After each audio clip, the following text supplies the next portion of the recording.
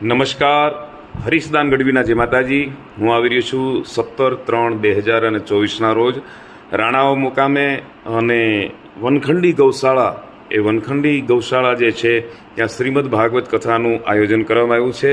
14થી લઈ અને 21/3 સુધી આ ભાગવત કથાનું આયોજન કરવામાં આવ્યું છે. આયોજનનો હેતુ છે લંપી વાયરસમાં 1.5-2 વર્ષ પહેલાં જે ગાયો મૃત્યુ પામી અને ગૌ સેવા થાય, ગાયોની યાદ થાય, એમના વિશે જાગૃતિ આવે. તો ખૂબ જ બધા યુવાનો આમાં સેવા કરી રહ્યા છે અને શ્રીમદ ભાગવત કથાનું આ આયોજન કરવામાં આવ્યું છે. પૂજ્ય દિલીપભાઈ શાસ્ત્રીજી કથાનું રસપાન કરાવશે. 17 તારીખના રોજ સાંસ્કૃતિક કાર્યક્રમ લોક ડાયરો છે, એમાં હું હરીશદાન ગઢવી આવી રહ્યો છું. આપ સર્વે પધારશો.